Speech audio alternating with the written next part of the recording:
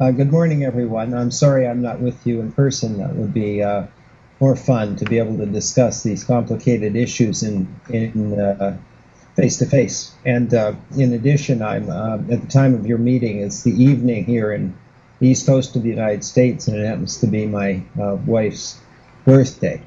But I'm very happy to share some thoughts with you, and perhaps later on in the meetings we'll have a chance to interact. My assignment is to talk a little bit about the global financial crisis and the global economic crisis, really. This crisis had its origins in the advanced countries, and I guess with the United States in the lead. This is unlike a normal recession in the sense that it began with a set of things that produced imbalances in the balance sheets. So in the run-up to this crisis, the United States was saving less than it invested and was running, as a result, this is basically the same statement, a large trade deficit. And it was financing this excess of expenditure over production with debt.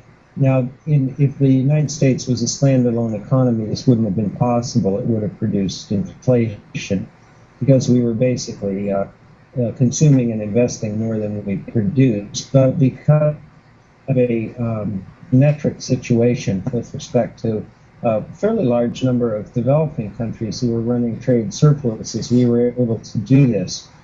China is often mentioned, but it's by no means the only one.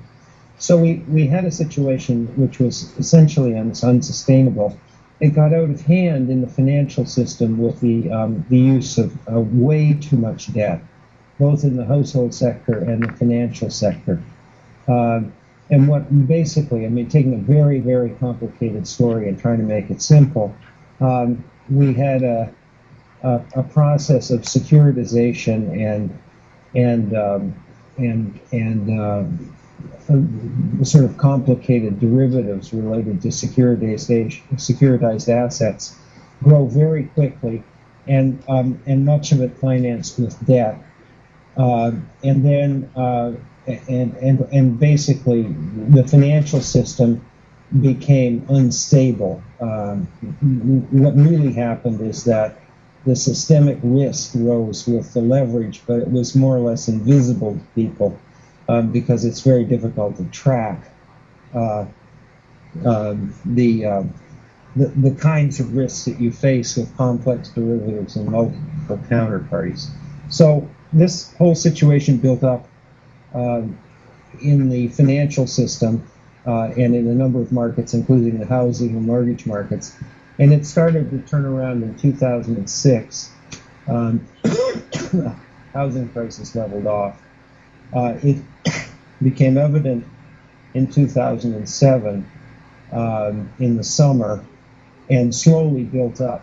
And then in the fall of 2008, in September of 2008 to be precise, it essentially blew up. And what happened in September of 2008 is that a number of major institutions, financial institutions, essentially failed. I'll mention the American ones, but this is happening in Europe, and in many ways Europe may be even more vulnerable than the United States.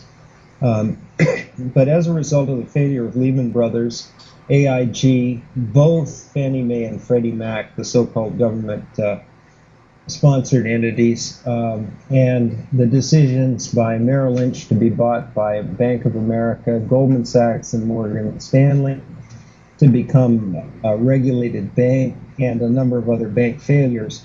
And investors realized the whole system was extremely risky, and credit. This is the most important point. Credit locked up. And it was only the result of emergency actions by the central bank in the United States and in Europe that the credit lockup prevented essentially an immediate disaster in terms of the destruction of businesses of all sizes. So the fall was spent sort of taking emergency actions and trying to do something systematic. That an attempt to be systematic in the United States was a $750 billion bailout bill called the TARP, the Troubled Asset Relief Program. That was initially supposed to be funds used to buy up what are called toxic assets, and it was used briefly for that, and then they changed completely and started injecting capital in the banking system because Gordon Brown said it was the only way you could save the system that worked fast enough. And then we entered a period, which we're in now, in which a financial crisis became an increasingly deep economic crisis. I'll describe that mechanism in a minute, and it spread to the rest of the world.